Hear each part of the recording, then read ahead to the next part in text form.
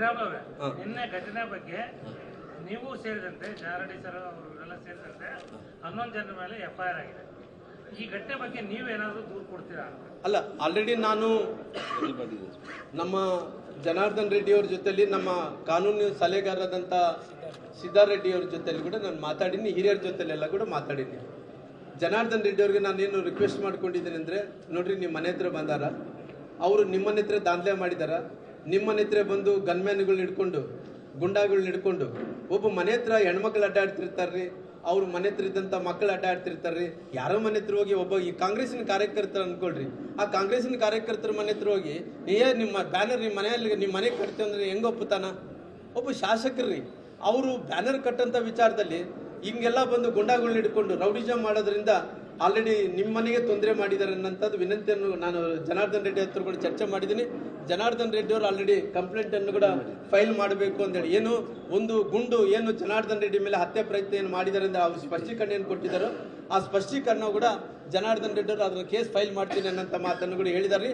ನಾನೇನು ಹೇಳ್ತಾ ಇದ್ದೀನಿ, ಅವರು ಏನೇ ಕೇಸ್ ಮಾಡಿರಲಿ, ನಮ್ಮ ಕಡೆಯಿಂದ ಯಾವುದು ಕೂಡ ಸಿಂಗಲ್ ಅಜೆಂಡಾ ಸಿಂಗಲ್ ಪಾಯಿಂಟು ನಮ್ಮ ಕಡೆಯಿಂದ ಒಂದು ತಪ್ಪು ನಡೆದಿಲ್ಲ. ವೆರಿ ಕ್ಲಿಯರ್ ಆಗಿ ಹೇಳ್ತೀವಿ. ಅವ್ರು ಮಾಡ್ಕೊಂಡಿರೋ ಅವ್ರ ತಪ್ಪಿನಿಂದನೇ ಆ ಹುಡುಗ ತೀರ್ಕೊಂಡು ಹೋಗಿದಾರ. ಬೇಕಾದರೆ ಇವತ್ತು ಶಾಸಕರ ಆವೇಶದಲ್ಲಿದ್ದಾನ, ಅವರು ಕೋಪದಲ್ಲಿದ್ದಾರೆ, ನಾನು ಶಾಸಕ, ನನ್ನ ಸರ್ಕಾರ, ಮುಖ್ಯಮಂತ್ರಿಗಳು ಆದ ಪ್ಲಾನು ಫೇಲ್ ಆದಂಥ ಟೈಮಲ್ಲಿ ಅವ್ರು ಏನು ಅಂದ್ಕೊತಾ ಇದ್ದಾರೆ, ನಮ್ಗೆ ಕೊಡ್ಲಿಕ್ಕೆ ಕಟ್ಟಬೇಕು. ಬೇಡ, ಆವೇಶ ಬೇಡ, ಇದರಲ್ಲಿ ವೆರಿ ಕ್ಲಿಯರ್ ಇಲ್ಲ, ಆವೇಶ ಬೇಡ. ತನಿಖೆ ಆಗಲಿ, ಪೊಲೀಸರು ತನಿಖೆ ಮಾಡ್ತಾರ ಮಾಡಲಿ. ಆ ಬುಲೆಟಲ್ಲಿ ಯಾರು ಬುಲೆಟಲ್ಲಿದೆ, ಅವರು ಯಾರು ದೇಹದಲ್ಲಿದೆ ಆ ಬುಲೆಟ್ ಅನ್ನ ತೆಗೆದು ನೋಡಲಿ. ಆ ಬುಲೆಟ್ ತೆಗೆದು ನಮ್ಮ ಕಡೆ ಇದ್ದಂಥ ಪೊಲೀಸರು ಆಲ್ರೆಡಿ ಚೆಕ್ ಮಾಡ್ಕೊಂಡು ಹೋಗಿದ್ದಾರೆ. ಯಾರ್ಯಾರು ಪೊಲೀಸರು ಇದ್ರು ಎಲ್ಲ ಗನ್ನುಗಳೆಲ್ಲ ನೋಡ್ಕೊಂಡು ಚೆಕ್ ಮಾಡ್ಕೊಂಡು ಪೊಲೀಸರು ಹ್ಯಾಂಡ್ ಓವರ್ ಮಾಡ್ಕೊಂಡು ಹೋಗ್ಯಾರ. ಅವರೆಲ್ಲ ಕೂಡ ಎಂಕ್ವೈರಿ ಮಾಡಲಿ. ಬಾಬು ನೀನು ಏನು ಹೇಳಿದ್ರೆ ನಾನು ಹೇಳ್ತೀನಲ್ಲ, ನೀನು ಏನು ಹೇಳಿದ್ರೆ ಅದು ಕೇಳ್ತೀನಪ್ಪ. ಬಾಬು ನಾನು ಹೇಳೋದು ಇಷ್ಟೇ, ನಾರಾ ಭರತ್ ರೆಡ್ಡಿ ಅವರೇ ನೀನು ಏನು ಹೇಳಿದ್ರೆ ಅದು ನಾನು ಕೇಳ್ತೀನಿ. ನೀನು ಏನು ನಮ್ಮ ಕಡೆ ತಪ್ಪಾಗಿದೆ ಅಂತ ಹೇಳ, ಅದು ನೀನು ಪ್ರೂವ್ ಮಾಡು. ನೀನು ಹೇಳಿದ ಮಾತು ನಾನು ಏನು ಹೇಳಿದ್ರೆ ಎಂಕ್ವೈರಿ ಹೈಕೋರ್ಟ್ ಜಡ್ಜ್ ಹತ್ರ ಎಂಕ್ವೈರಿ ಮಾಡ್ಕೊಳ್ಳಿ, CBI ಎನ್ಕ್ವೈರಿ ಮಾಡಿರಿ. ನೀವು ತಪ್ಪದಸ್ರಂದ್ರೆ ಆ ಹುಡುಗ ಏನು ಹೇಳಿದ್ರೆ ನಾನು ಅದು ಕೇಳ್ತೀನಿ. ಸರ್ ನೆಕ್ಸ್ಟ್ ಸರ್ ಇನ್ನೂ ಮಾತಾಡ್ತೀವಿ ಸರ್. ಅಣ್ಣ ಸರ್ ನೋಡ್ರಿ ನಮ್ಮ ನಾನು ನಿನ್ನೆಯಿಂದ ಕೂಡ ಸತತವಾಗಿ ನಮ್ಮೆಲ್ಲ ನಾಯಕರ ಜೊತೆಲಿ ಮಾತಾಡ್ತಾ ಇದ್ದೀನಿ. ನಮ್ಮ ನಾಯಕರು ಸನ್ಮಾನ್ಯ ರಾಜ್ಯಾಧ್ಯಕ್ಷರಾದಂಥ ವಿಜೇಂದ್ರ ಅವರು, ನಂತರ ವಿರೋಧ ಪಕ್ಷದ ನಾಯಕರಾದಂಥ ಜನಾರ್ದನ್ ರೆಡ್ಡಿ ಅವರು, ವಿರೋಧ ಪಕ್ಷದ ನಾಯಕರಾದಂಥ ಅಶೋಕ್ ಅವ್ರ ಜೋಡಿ ಕೂಡ ಮಾತಾಡಿದ್ದಾರೇನಪ್ಪ, ಅಶೋಕ್ ಅವ್ರ ಜೊತೆಲಿ ಮಾತಾಡಿದಾರ. ಇವರು ಸೋಮಶೇಖರ್ ರೆಡ್ಡಿ ಅವರು ಕೂಡ ಮಾತಾಡಿ, ನಾನು ಮಾತಾಡಿಲ್ಲ, ನಾನು ಮಾತಾಡಿದ್ದು ವಿಜೇಂದ್ರ ಅಧ್ಯಕ್ಷರ ಜೊತೆಯಲ್ಲಿಂದೇ ಮಾತಾಡಿದ್ದೀನಿ. ಮತ್ತೆ ಪುನಃ ನಾನು ಬೇರೆಯವ್ರ ನಮ್ಮ ಮುಖಂಡರಿಗೆಲ್ಲ ಕೂಡ ಈ ವಿಚಾರವನ್ನು ಮುಟ್ಸಂತ ಕೆಲಸ ಮಾಡ್ತಿದ್ದೀನಿ. ನಮ್ಮ ಪಕ್ಷದ ಅಧ್ಯಕ್ಷರಾದಂಥ ವಿಜೇಂದ್ರ ಅವರು ಈ ಘಟನೆ ತಿಳಿದ ನಂತರ ನನಗೆ ಬೆಳಗ್ಗೆ ಫೋನ್ ಮಾಡಿದ ನಂತರ ಎಲ್ಲ ವಿಚಾರಗಳನ್ನು ತಿಳಿಸಿದ್ದೀನಿ. ನಮ್ಮ ಅಧ್ಯಕ್ಷರಿಂದ ಅನಿಲ್ ಅವರು ಕೂಡ ತಿಳಿಸಿದಾರ, ಜನಾರ್ದನ್ ರೆಡ್ಡಿ ಅವರು ಎಲ್ಲ ವಿಚಾರಗಳನ್ನು ತಿಳಿಸಿದಾರ. 5 ಗಂಟೆ ಒಳಗಡೆನೆ 5 ಗಂಟೆಗೆ ರಾಜ್ಯಾಧ್ಯಕ್ಷರಿಂದ ವಿಜೇಂದ್ರ ಅವರು ಇಲ್ಲಿ ಜನಾರ್ದನ್ ರೆಡ್ಡಿ ನಿವಾಸಕ್ಕೆ ಬರ್ತಾ ಇದ್ದಾರ. 5 ಗಂಟೆಗೆ ಇನ್ನ ಸರ್ ಇವತ್ತು 5 ಗಂಟೆಗೆ ಬರ್ತಾ ಇದ್ದಾರೆ. 4 ಗಂಟೆಗೆ ಅಣ್ಣ, 4 ಗಂಟೆಗೆ ಅಣ್ಣ, ಮತ್ತೆ 5 ಗಂಟೆಗೆ ಅಂದ್ಕೋಬೇಡ್ರಿ, 4 ಗಂಟೆಗೆ.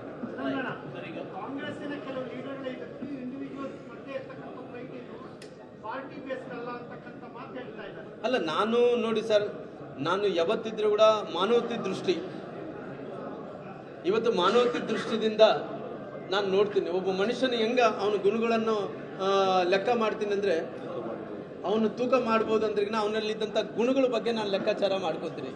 ಆ ಮಾನವತೆ ದೃಷ್ಟಿದಿಂದ ಯಾರೇ ಏನೋ ಮಾತಾಡಲಿ, ಅವರು ಇವತ್ತು ಆಲ್ರೆಡಿ ಬಣ್ಣ ಹಚ್ಕೊಂಡ್ಬಿಟ್ಟಾರ. ಏನಂದೇಳಿ, ನಮ್ಮ ಕಾರ್ಯಕರ್ತ ಅಂದರೆ ಬಣ್ಣ ಹಚ್ಚಿದ ಮೇಲೆ ನಾನು ಯುವಕರಲ್ಲಿ ನಾನು ವಿನಂತಿ ಮಾಡ್ಕೊತೀನಿ, ಯಾರು ಕೂಡ ಈ ರೀತಿ ಪ್ರವೋಕ್ ಮಾಡಿದಂಥ ಟೈಮಲ್ಲಿ ಯಾರನ್ನ ಆಗಲಿ ಹೋರಾಟ ಮಾಡಬೇಕಾಗ್ಲಿ, ಜಗಳ ಮಾಡೋಕ್ಕೆ ಯಾರು ಬರಬಾರ್ದು.